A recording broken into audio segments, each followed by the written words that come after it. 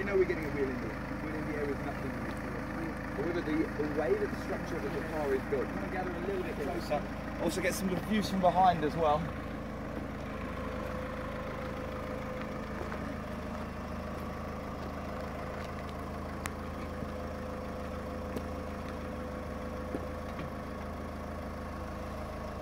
Okay.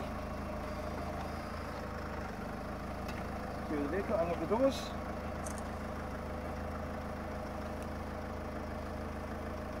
Cool stuff. Unlock the doors for me, that's good. Now, we all know we can get a wheel in the air. This is where it really starts to get impressive though. Open all the doors. This car also has the glass roof. Absolutely no problems whatsoever.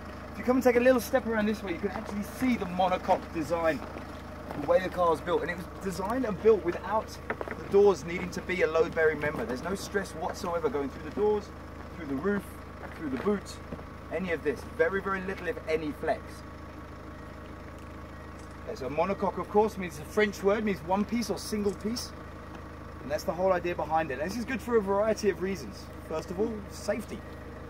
God forbid something like a vehicle rollover or something like that, you know that the passenger safety cell is going to remain intact. Okay, the glass roof will break, the glass windows will break, however the structure of the car will remain intact. You've got your deformable structures around the outside of that. However, the car itself is very, very rigid. That's also good for ride and handling. Okay, it handles very nice because it's very, very stiff and rigid. It rides very well because of the rigidity of the shell. Come and actually have a look at the amazing job they've done of the packaging of the rear suspension. Okay, there really is absolutely nothing intruding inside the cabin. That's also a very good safety point. In an accident, if it gets a heavy impact here, nothing's going to intrude inside the cabin, inside that safety cell. Because it's fully independent suspension. So one wheel moves completely independent of the other.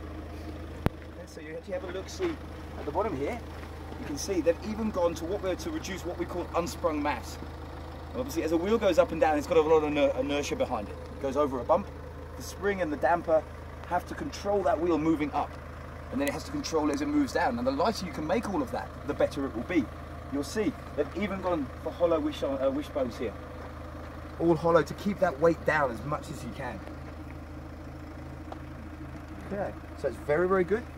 Another impressive thing that's working completely independently is things like our ABS system. Now, what does ABS do? Anti-lock brake system to prevent the brakes locking up. Okay, its whole purpose of being there is to keep the wheel rotating. But now when we pop a wheel in the air, that's where it starts to get confusing. The last thing we want to happen is the system getting confused, lifts a wheel in the air. You'd think it would be triggering, trying to keep that wheel turning the whole time. However, it realizes when it's got a wheel in the air.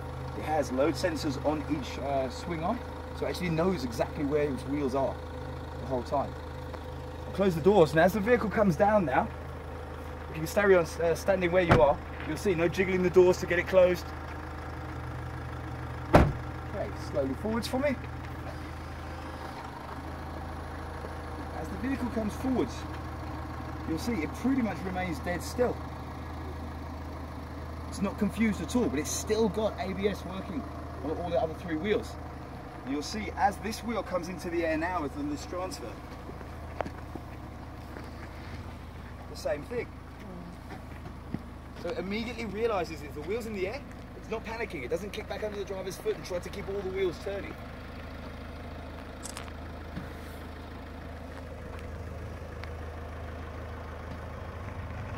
You see, there we go, it's got no load, so it's still dragging slightly. There we go, it's got load on it now. That allows it to rotate. Again, no load on the front wheel there, so it just left the brake on that wheel.